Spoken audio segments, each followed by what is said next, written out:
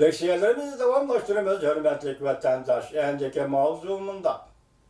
Mavzudun burun devamlı konuşup kalmak geçir ama. Bugün Çiğsağ 2019 yıl 6. ayının 8. günü heptige şembe. Mavzumunda. Cumhur'un Şincan'da AI, bu ben teknik ile kısım iken, nazaret kılış iktidarı doğrusu da Amerika'da bilim haznesi alimlerden Elsa Kania mındak görsetti. Mavzulu haber 6. ayının 8. günü Amerika vazdan Xitay til programı ilan kılındı haber. Mındak başlar. Şincan'da nazaret astıda, Müstemlik Uyguristan'da nazaret astıda. Şincan furaları gep kılalmaydıgan haletki yetti. Uyguristan furaları gep kılalmaydıgan haletki yetti. Yeni Amerika Bexatarlik Merkezi Texniki ve Devlet Bexatarligi'nin tədqiqatçısı Elsa Kania mındak hesapladı. Şincan'ın vaziyeti kişini hatırcamsız kılıdı. Bu meselede lazer Amerika'ya ahlaki mecburiyet talebini vatırga koydu. Müstemlik Uyguristan'ın vaziyeti hazır kişilerini bir aram kılıdı. Bu meselede lazer Amerika'ya ahlaki mecburiyet talebini vatırga koydu. Kaniyamında kaşkardı. Ben teknik bilen nazaret kılış aslı Şincan rayında nurgulluğun fırala gep kılışka cüret kılalmaydıgan boldu. Kaniya hanım Amerika avazıga mındak görsetti.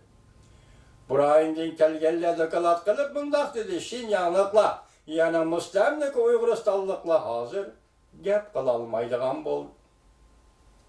Çünkü ula özünün avazını hatırlı bilip bir taraf kılıdıganlığını bilip kaldı. Çıray farklandırış bargan sıra ölçemli işe başladı. Kaniya düşendirip mındak dedi. Akli iktidarga çetişlik nazaret kılış teknikisi çıray farklandırış teknikisi çıray farklandırış teknikisini öz çıkalıdı. Tabii til bir taraf kılış ve iktidarlık avaz bir taraf kılış teknikisini öz çıkalıdı. Kaniya hanım Amerika avazı mındak görset. Bazı şirketler harbi işler tədqiqatı ve akli iktidar bilen tədqiqat bilen şugullanıdı. Ula yani sakçı mülazimeti komandallık süpsi sodasını mı kılıdı? Hem de nazaret kılış iktidarı yok kuru götürülgen ve önemli çıray farklandırış teknikisi bilen bu şugullanıdı. Kaniya mındak görset. Nazaret kılış bu hukum ve onun ameliyeti Cungo'da uzun tarihi ega. Lekin ben mındak hesaplayman. Lekin ben mındak hesaplayman. Bunu kengaytishga buludu ve murakkabligi ega.